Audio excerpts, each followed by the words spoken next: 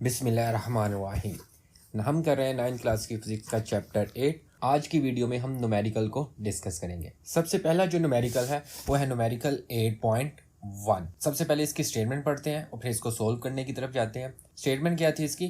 Temperature of a water in a baker, कि आपने एक बेकर में पानी रखा हुआ है जिसका टेम्परेचर कितना है 50 डिग्री सेल्सियस। तो मतलब एक बेकर में पानी है जिसका टेम्परेचर 50 डिग्री सेल्सियस है। What is it's value in Fahrenheit? तो मतलब वो जो टेम्परेचर था वो सेल्सियस में दिया हुआ है और कहता है कि फ़ारेनहाइट में बताओ कि इसकी वैल्यू क्या होगी। आइए इस न्यूमेरिकल को सोल्व करते हैं। न्यूमेरिकल 8.1। सबसे पहले हम यहाँ पे देखते हैं गिवन डाटा क्या क्या चीज़ें गिवन थी? टेम्परेचर इन सेल्सियस, कि टेम्परेचर इन सेल्सियस उसने जो दिया हुआ था वो इक्वल होगा, टेम्परेचर को टी से रिप्रेजेंट करेंगे। अब सेल्सियस में है तो इधर सी लिखेंगे। टेम्परेचर इन सेल्सियस, ये आपके पास क्या था? ये था 50 डिग्री सेल्सियस। बस एक ही चीज़ गिवन थी। और दूसरा उसने कहा है कि क्या करना है, फाइंड क्या करना है इसमें हमने? टेम्परेचर इन फ़ारेनहाइट, कि टेम्परेचर इन फ़ारेनहाइट ये हमने फाइंड करना है, यानी कि TF हमने फाइंड करना है। Solution as we know that, कि हमने फार्मूला इसका जो डिस्कस किया हुआ है कि फ़ारेनहाइट से सेल्सियस में जाने का क्या फार्मूला होता है। F आपके पास इक्वल है 1.8 C प्लस 32। इसको मैंने इक्वेशन 1 कह दिया। अब जब भी न्यूमेरिकल सोल्व करते हुए कोई भी इक्वेशन लिखो तो उसको पॉइंट आउट करके इस तरह से नंबरिंग लाजमी कर लिया करो। करने में इजी होता है और अंडरस्टैंडिंग करने में ये इजी रहता है। अब यहाँ पे जो F है, F जो है वो फ़ारेनहाइट को रिप्रेजेंट करता है, और जबकि यहाँ पे जो C है ये सेल्सियस को रिप्रेजेंट करता है। अब सारी वैल्यू हमें गिवन है, जस्ट क्या करेंगे, पुटिंग द वैल्यू। अब जब इसमें वैल्यू पुट की तो F आपके पास एज इट इज़ आएगा 1.8 सेल्सियस उसने क्या दिया हुआ था 50 डिग्री सेल्सियस प्लस 32। तो F अब आपके पास जो इक्वल होगा, अगर मैं इसको सोल्व करूं 1.8 को मल्टीप्लाई करूं 50 के साथ, और आपके पास जो इसका आंसर आएगा वो आएगा 90 सेल्सियस प्लस 32। तो अब अगर मैं इस न्यूमेरिकल को देखूं तो F आपके पास जो इक्वल आएगा 122 फ़ारेनहाइट। तो इस तरह से हम एक फर्स्ट न्यूमेरिकल को सोल्व करेंगे जो कि बहुत ही सिंपल न्यूमेरिकल था। अगर मैं इसका रिजल्ट लिखूं कि रिजल्टेंट आंसर क्या आएगा इसका, टेम्परेचर इन फ़ारेनहाइट जिसको हमने TF से रिप्रेजेंट किया था, और ये जो आपके पास इक्वल होगा 122 फ़ारेनहाइट के। तो ये था आपके पास न्यूमेरिकल 8.1 जो कि बहुत ही सिंपल न्यूमेरिकल था और जिसको हमने बड़ी जल्दी से सोल्व कर लिया। अब आते हैं numerical 8.2। A normal human body temperature is 98.6 Fahrenheit, कि आपके पास एक नॉर्मल ह्यूमन बॉडी है उसका जो टेम्परेचर है वो कहते हैं 98.6 फ़ारेनहाइट होता है। कन्वर्ट, अब हमने इस फ़ारेनहाइट को कन्वर्ट करना है किस में, सेल्सियस में स्केल में और केल्विन स्केल में कन्वर्ट करना है। मतलब कि ह्यूमन बॉडी का टेम्परेचर फ़ारेनहाइट में दिया हुआ है, हमने सेल्सियस और केल्विन में कन्वर्ट करना है। 8.2 गिवन डाटा। अब देखते हैं कि इस न्यूमेरिकल में क्या क्या चीज़ें गिवन थी।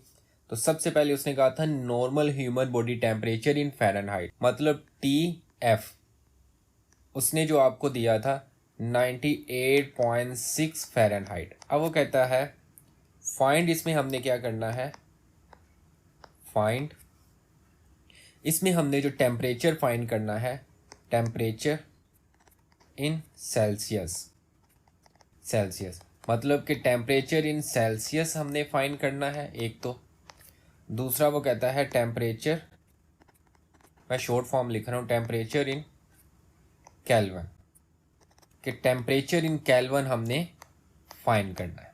ये दो चीज़ें हमने फाइंड करनी है। अब आते हैं इसके सोल्यूशन की तरफ। सोल्यूशन तो सबसे पहले हम क्या करते हैं, इसको कन्वर्ट करते हैं सेल्सियस में। तो इसको कन्वर्ट करते हैं Celsius. As we know that कि अभी हम फर्स्ट न्यूमेरिकल करके आए हैं और उसमें हमने देखा था कि जो एफ आपके पास इक्वल होता है वो 1.8 सेल्सियस प्लस 32 के। अब देखो इसमें हमने क्या, सेल्सियस से फ़ारेनहाइट में जा रहे थे, लेकिन अब हमने क्या करना है, अब हमने फ़ारेनहाइट से सेल्सियस में जाना है। तो मतलब यहाँ से मैं सी को सेपरेट करूँगा। तो जब यहाँ से मैं सी को सेपरेट करूँगा तो अब देखो जो भी चीज़ें हैं सी को इधर रहने दूंगा, बाकी सारी चीज़ों को दूसरी तरफ ले आऊँगा। यहाँ पे देखो 32 प्लस हो रहा है तो दूसरी तरफ जाके क्या होगा, माइनस होगा। तो एफ माइनस 32 इक्वल है 1.8 सी के। अब मुझे सी को सेपरेट करना था तो 1.8 देखो इसके साथ क्या हो रहा है, सेल्सियस के साथ मल्टीप्लाई हो रहा है, तो दूसरी तरफ आके क्या होगा, डिवाइड होगा। तो सी आपके पास इक्वल है F minus 32 divided by 1.8।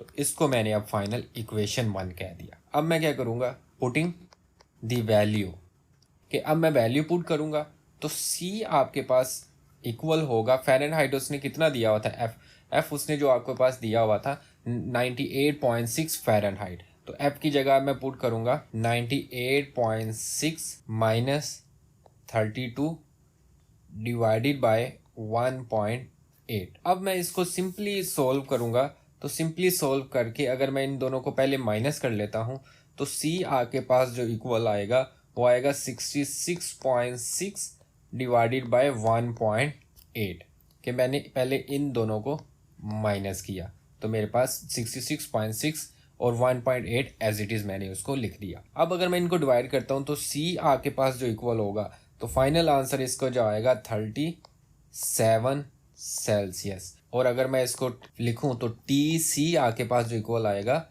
37 Celsius के।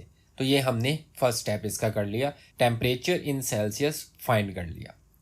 अब उसने क्या कहा था, टेम्परेचर इन केल्विन, ये हमने फाइंड करना है। तो टेम्परेचर इन केल्विन हम फाइंड करते हैं, लेकिन आपने इस चैप्टर में देखा होगा कि कोई भी ऐसा फार्मूला नहीं था कि जिसमें हम डायरेक्ट फ़ारेनहाइट से केल्विन में जा सकें।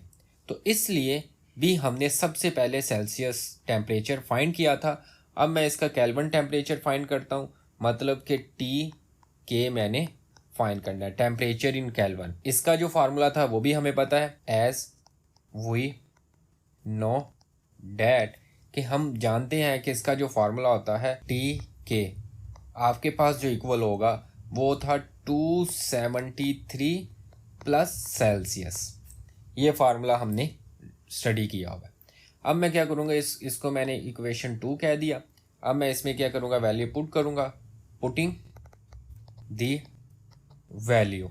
अब मैंने इसमें वैल्यू पुट की तो टी के आपके पास जो इक्वल आएगा 273 प्लस, अब यहाँ पे देखो ये जो सेल्सियस था जो यहाँ पे मैंने फाइंड किया है, ये वैल्यू मैं यहाँ पे पुट कर दूंगा। तो यहाँ पे 37 मैंने पुट कर दिया। तो जब मैंने इसका आंसर निकाला तो टी के आपके पास जो इक्वल आएगा वो आएगा 310 केल्विन।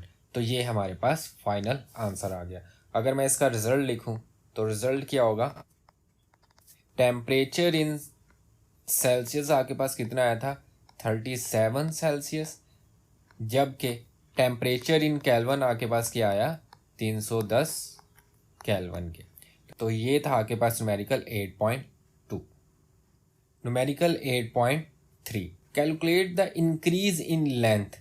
मतलब अब यहाँ पे उसने कह दिया इंक्रीज इन लेंथ आपने कैलकुलेट करनी है किसकी, एल्यूमिनियम बार की, जबकि 2 मीटर लॉन्ग एक एल्यूमिनियम बार है जिसकी ओरिजिनल लेंथ कितनी है, 2 मीटर है, और उसकी इंक्रीज इन लेंथ फाइंड करनी है कब, when heated from 0 degree Celsius to 20 degree Celsius, कि आपने उसको 0 डिग्री सेल्सियस से लेके 20 डिग्री सेल्सियस तक गर्म किया है। If the thermal coefficient of linear expansion, आपके पास thermal expansion of linear coefficient क्या था एल्यूमिनियम का, वो है 2.5 मल्टीप्लाई 10⁻⁻5 पर केल्विन, कि अब उसने thermal coefficient of linear thermal expansion उसने दे दिया हुआ है, वो कितना 2.5 मल्टीप्लाई 10⁻⁻5 पर केल्विन। अब आते हैं इस न्यूमेरिकल को सॉल्व करने की तरफ। 8.3,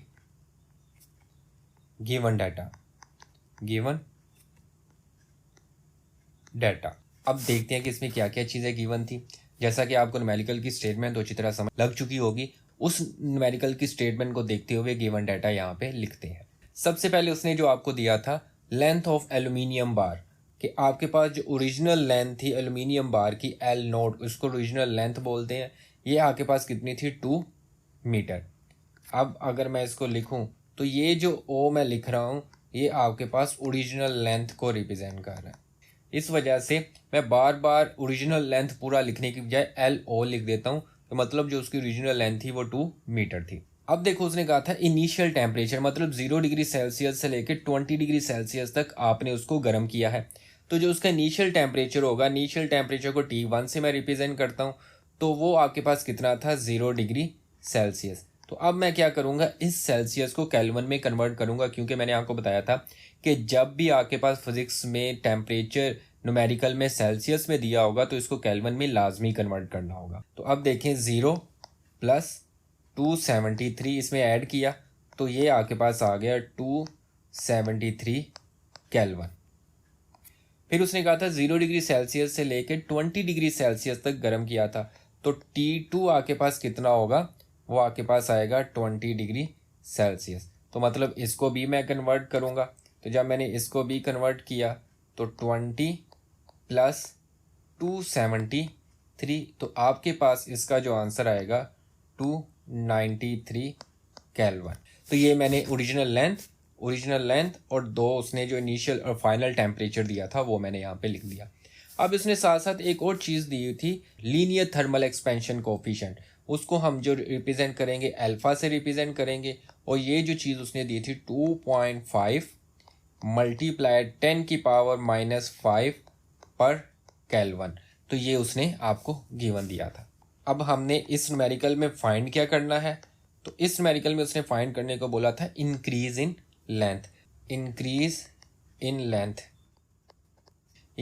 लेंथ की जब बात करेंगे L माइनस L0, तो ये आप उसने क्या कहा था आपने फाइंड करनी है। अब आते हैं इसके सॉल्यूशन की तरफ।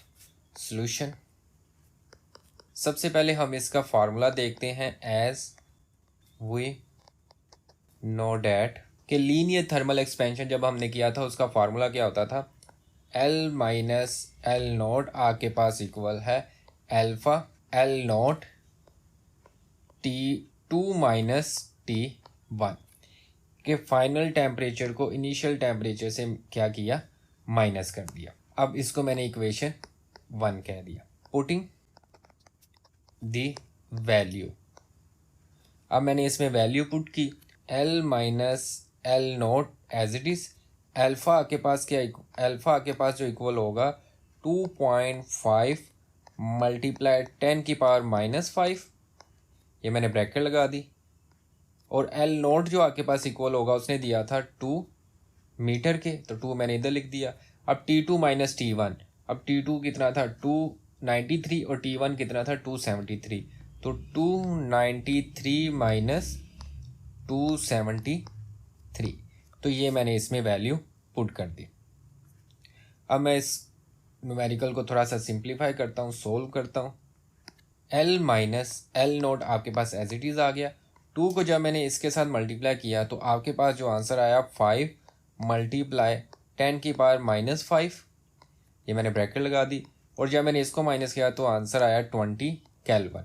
अब वो यूनिट नहीं लिखता, यूनिट हम हमेशा एंड में ही लिखा करते हैं। तो जब मैंने इन दोनों को आपस में मल्टीप्लाई किया तो इन दोनों को आपस में मल्टीप्लाई करके आंसर आता है 100 मल्टीप्लाई 10 की पावर -5 L माइनस L0, ये लेंथ है तो आंसर आएगा मीटर में। तो ये था आपके पास चेंज इन लेंथ। अब इस न्यूमेरिकल को हम डिफरेंट फॉर्म में भी कन्वर्ट कर सकते हैं। अगर आपकी बुक में इसका आंसर डिफरेंट दिया हुआ है तो आप इसकी कन्वर्जन्स करते हुए भी इसको सिंप्लीफाई कर सकते हो। तो अब हम इसकी कन्वर्जन्स करते हैं और कन्वर्जन्स करके इसको सिंप्लीफाई करने की कोशिश करते हैं। तो सबसे पहले देखो ज़रा इस चीज़ को, अगर मैं साइंटिफिक नोटेशन में लिखूँ 1 मल्टीप्लाइड 10 की पावर 2, और ये जो चीज़ है ये आपके पास एज इट इज़ आएगी 10 की पावर -5, और ये आपके पास मीटर आ गया। बेस सेम है तो पावर ऐड होंगी, तो 1 मल्टीप्लाई 10⁻³ मीटर के। तो L माइनस एल नोट आपके पास एक इस चीज़ के इक्वल आ गया। अगर आपने इसको मज़ीद मीटर को सेंटीमीटर में कन्वर्ट करना है तो ये बहुत ही सिंपल तरीका है। हमने डिस्कस किया हुआ है कि जब सेंटीमीटर से मीटर में जाना होता है तो डिवाइड करते हैं। अब मैंने मीटर से सेंटीमीटर में आना है तो मैं मल्टीप्लाई करूँगा। तो जब मैं इसको सेंटीमीटर में कन्वर्ट करूँगा तो आंसर आएगा 0.1 सेंटीमीटर। तो इसी तरह से अगर आप इसको मज़ीद कन्वर्ट करना चाहो तो आप इसको मिलीमीटर में भी कन्वर्ट कर सकते हो। तो ये आपके पास इक्वल होगा 1 मिलीमीटर के। तो इसके सारे ही आंसर ठीक है। ये भी आंसर करेक्ट है, ये भी आंसर करेक्ट है, ये भी आंसर करेक्ट है, ये भी आंसर करेक्ट है। अब कोई भी आंसर लिखेंगे वो ठीक होगा, वो गलत कंसीडर नहीं किया जाएगा। तो अब अगर मैं इसका रिजल्टन लिखूं तो रिज़ल्ट आपके पास जो इक्वल आएगा, रिज़ल्ट हेडिंग मैंने लिख ली। तो अब मैं इसका अगर मैं लिखता हूँ तो मैं कहता हूँ L माइनस एल नोट आपके पास इक्वल होगा। इसके मैं तीनों ही आंसर यहाँ पे मेंशन कर देता हूँ। एक आंसर आपके पास 1 × 10⁻³ मीटर, ये भी करेक्ट है। दूसरा आंसर आपके पास आया 0.1 सेंटीमीटर, ये भी करेक्ट है। और जो आपके पास तीसरा आंसर आया वो आया 1 मिलीमीटर, और ये भी करेक्ट है। तो ये था आपके पास न्यूमेरिकल 8.3। नेक्स्ट न्यूमेरिकल आपके पास है 8.4। A balloon contain 1.2 metre cube. अब मीटर क्यूब मतलब वॉल्यूम की बात कर रहा है, क्योंकि मीटर क्यूब वॉल्यूम का यूनिट है। A balloon contain 1.2 metre cube air at 50 degree Celsius. कि आपके पास एक बलून है, उसने 15 डिग्री सेल्सियस पे 1.2 मीटर क्यूब एयर उसके अंदर मौजूद है।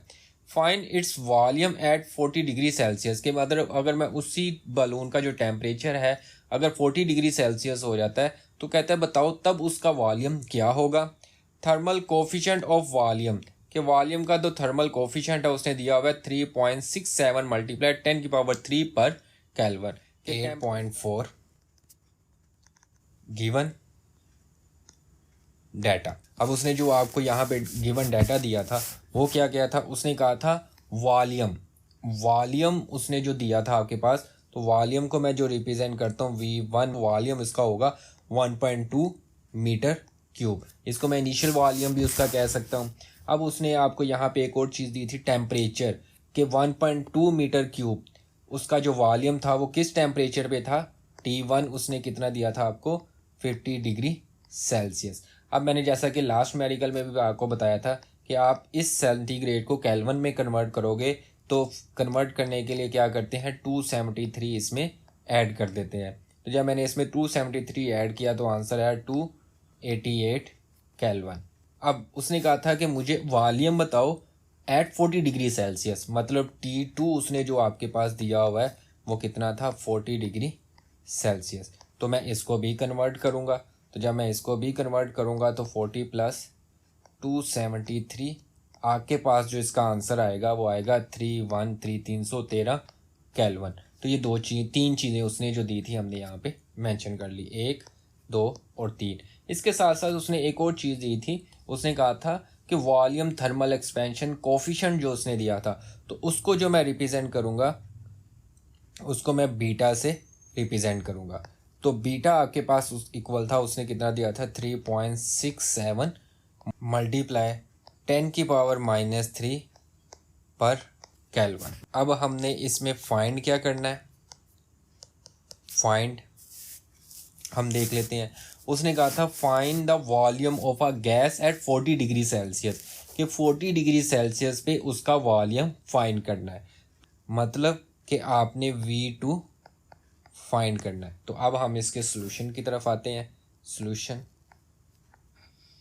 जबकि हमें इसका वॉल्यूम थर्मल एक्सपेंशन का फार्मूला पता है क्या होता है तो वो लिख लेते हैं एस वी नो डैट, कि आपके पास जो इसका फार्मूला होगा वो किसके इक्वल होगा, वो आपके पास इक्वल होता है V - V0 इक्वल है बीटा V0 T2 - T1 के। इसको मैंने इक्वेशन 1 कह दिया।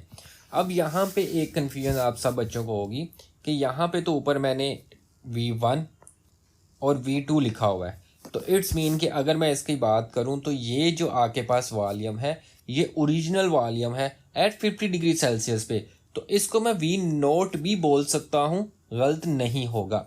तो इस V2 को मैं सिंपल अगर मैं कॉल करूं तो मैं सिंपल V भी कह सकता हूं। तो इस वजह से आपने इस चीज़ में बिल्कुल कंफ्यूज नहीं होना कि मैंने 1 और 2 लिखा हुआ है, जबकि फार्मूले में ना 1 है ना 2 है। V1 का मतलब है V0 मतलब ओरिजिनल वॉल्यूम, और V2 का मतलब है एट 40 डिग्री सेल्सियस पे उसका वॉल्यूम क्या होगा, ये चीज़ हमने फाइंड करनी है। तो हमने सिंपल इसमें V फाइंड करना था, तो सबसे पहले मैं क्या करता हूँ, इसको सिंप्लीफाई कर लेता हूँ। तो इसको मैं सिंप्लीफाई करूँगा, देखो V0 इधर माइनस का है, दूसरी तरफ आके प्लस का होगा, तो V आके पास इक्वल है V0 plus beta V0 T2 minus T1। अब यहाँ पे देखो एक ये वैल्यू है एक ये वैल्यू, इन दोनों में V0 कॉमन है। तो सबसे पहले मैं सिंप्लीफाई कर रहा हूँ ताकि आप लोगों को सोल्व करने में आसानी हो। तो V0 मैंने यहाँ से कॉमन निकाल लिया, तो यहाँ पे क्या बचा 1 प्लस बीटा टेम्परेचर आपका as it is T2 minus T1। तो ये मैंने ब्रैकेट क्लोज कर दी, तो ये आपके पास V आ गया। अब मैं इसको इक्वेशन 2 कह दूंगा। अब इस इक्वेशन में मैं क्या करूँगा, वैल्यू को पुट करूँगा, पुटिंग द वैल्यू। तो जब मैंने इसमें वैल्यू पुट की तो आपके पास, अब मैं सबसे पहले इसमें वैल्यू पुट करता हूँ और उसके बाद देखता हूँ इसका आंसर क्या आएगा।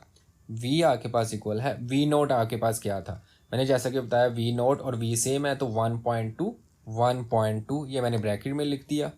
अब मैं फिर ब्रैकेट लगाऊंगा 1 प्लस बीटा आपके पास जो इक्वल था वो किसके इक्वल था, 3.67 मल्टीप्लाई 10 की पावर -3।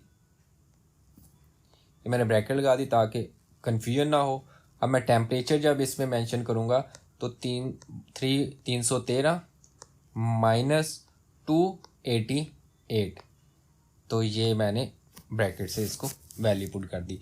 अगर मैं इसमें शो करूँ कैसे लिखा, V0 आपके पास इस चीज़ के इक्वल था, जबकि बीटा की जो वैल्यू है वो आपके पास ये थी, और टेम्परेचर T2 की वैल्यू ये, और T1 की वैल्यू ये चीज़ मैंने यहाँ पे लिख दी। आई होप से हो कि आपको पता लग चुका होगा कि मैंने किस तरह से वैल्यू को पुट किया है। अब मैं इसको क्या करता हूँ, सिंप्लीफाई करता हूँ। तो इसको सिंप्लीफाई करने का सिंपल तरीका, सबसे पहले मैं V एज इट इज़ आ गया, 1.2 को भी मैंने अभी नहीं डिस्टर्ब किया, ये मैंने ब्रैकेट लगा दी 1 प्लस। अब देखो सबसे पहले मैं क्या करूँगा, इन दोनों को माइनस करूँगा, तो मैं बाकी चीज़ें अभी वैसे ही लिख देता हूँ, मल्टीप्लाई 10 की पावर -3, ये मैंने ब्रैकेट लगा दी। तो जब मैंने इनको माइनस किया तो इनको माइनस करके आपके पास जो आंसर आया वो 25 आ गया। अब मैं क्या करूँगा, 1.2 अभी एज इट इज़ रहने देता हूँ, अब इसको चेंज नहीं करता। तो 1 प्लस इन दोनों को अब मैं आपस में क्या करूँगा, मल्टीप्लाई करूँगा। तो जब मैंने इन दोनों को आपस में मल्टीप्लाई किया तो आंसर आया 91.75 मल्टीप्लाई 10 की पावर -3। देखो ये आपके पास आंसर यहाँ तक आ चुका हुआ था। अगर मैं इसको मज़ीद थोड़ा सा सिंप्लीफाई करूँ ताकि आप लोगों को अंडरस्टैंडिंग करने में आसानी हो जाए, तो देखो 1 प्लस, अगर मैं इसमें इस 10 की पावर -3 को ख़त्म करूँ, तो जब भी मैं इस -3 को ख़त्म करूँगा तो मेरे पास जो आंसर आएगा 0.091। ये मैंने इस वजह से किया ताकि आपको पावर की झंझट से आपको आज़ादी मिल जाए। तो अब ये चीज़ सिंप्लीफाई हो चुकी हुई है। तो जब मैंने इसको प्लस किया तो मेरे पास जो इसका आंसर आएगा 1.2, मैंने 1 को जब प्लस किया तो मेरे पास आंसर आया 1.091। तो V आपके पास एज इट इज़। तो अब मैं क्या करूँगा, इन चीज़ों को आपस में मल्टीप्लाई करूँगा, मतलब 1.2 को मल्टीप्लाई करूँगा 1.091 के साथ, तो मेरे पास इसका जो आंसर आता है वो आता है 1.3092। V है तो मीटर क्यूब में आएगा। अगर मैं इसको राउंड ऑफ करूं तो राउंड ऑफ करके इसका जो आंसर आएगा V इक्वल टू, मैं पॉइंट्स के बाद सिर्फ एक ही वैल्यू रहने देता हूं, तो 1.3 मीटर क्यूब। तो ये था आपके पास इसका आंसर। अगर मैं इसका रिज़ल्ट देखूं तो रिज़ल्ट आपके पास क्या आएगा, V आपके पास इक्वल है 1.3 मीटर क्यूब के। तो ये था आपके पास numerical 8.4। Numerical 8.5, how much heat is required to increase the temperature. कि मतलब अब मैंने हीट फाइंड करनी है जबकि मैं उसका टेम्परेचर जो इंक्रीज़ कर रहा हूँ किसका, 0.5 kg मैस का। कि मैं 0.5 kg मैस है उसका मैं टेम्परेचर इंक्रीज़ करता हूँ, कितना इंक्रीज़ करता हूँ, 10 डिग्री सेल्सियस से 65 डिग्री सेल्सियस तक। तो बताओ मुझे कितनी हीट उस बॉडी को देनी पड़ेगी। तो अगर मैं मज़ीद सिंप्लीफाई करूँ तो हीट मैंने फाइंड करनी है, टेम्परेचर ऑफ वाटर उसको जो इंक्रीज़ किया 10 डिग्री से 65 डिग्री, और उसका मैस कितना था 0.5 kg के। Numerical 8.5 given data. तो अब इसमें जो चीज़ें गिवन थी सबसे पहले वो लिख देते हैं। मैस ऑफ अ वाटर कि मैस ऑफ अ वाटर उसने कितना दिया था 0.5 kg, ये चीज़ उसने आपको दी हुई है। फिर कहता है टेम्परेचर, इनिशियल टेम्परेचर उसका मतलब T1 आपके पास कितना था, वो आपके पास था 10 डिग्री सेल्सियस। तो इसको भी मैं कन्वर्ट करूँगा। तो जब मैं इसको भी कन्वर्ट किया तो 10 प्लस 273, तो इसका जो आंसर आएगा आपके पास आएगा 283 केल्विन के। T2 जो टेम्परेचर था, जो फाइनल टेम्परेचर था वो कितना था 65 डिग्री सेल्सियस। तो जब मैं इसको भी कन्वर्ट करूँगा, तो जब मैंने इसको भी कन्वर्ट किया 65 प्लस 273, तो आपके पास जो इसका आंसर आएगा वो आपके पास आएगा 338 केल्विन, 338 केल्विन। कि जब आपने इसको इसमें प्लस किया तो आपके पास जो इसका आंसर आया 338 केल्विन। अब हमने इसमें फाइंड क्या करना है, फाइंड हीट रिक्वायर्ड, मुझे कितनी हीट उसको देनी पड़ेगी, मतलब हीट को मैं क्यू से रिप्रेजेंट करता हूँ, तो ये चीज़ मैंने फाइंड करनी है। अब आते हैं इसके सोल्यूशन की तरफ। तो सोल्यूशन, इसका जो फार्मूला क्या होगा, एस वी नो डैट कि इसका जो फार्मूला है, हमने जो चीज़ डिस्कस किया वो क्या था, आपके पास डेल क्यू आपके पास इक्वल होता है एम सी डेल टी के। तो ये चीज़ मैंने इसकी यहाँ पे लिख दी।